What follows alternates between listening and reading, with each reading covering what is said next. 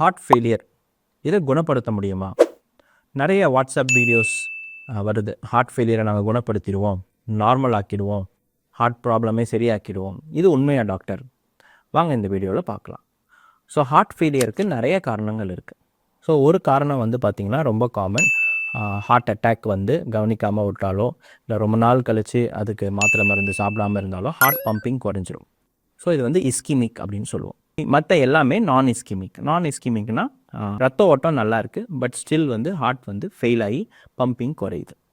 So இஸ்கிமிக்காக இருந்தால் உங்களுக்கு பைபாஸோ ஸ்டென்ட்டோ பண்ணால் ஹார்ட் ஃபங்க்ஷன் ஓரளவுக்கு இம்ப்ரூவ் ஆகிறதுக்கு வாய்ப்பு இருக்குது. நான் இஸ்கிமிக்கில் நிறைய காரணங்கள் இருக்குது. அதில் மோஸ்ட்லி எதுக்கும் சரி பண்ண முடியாது.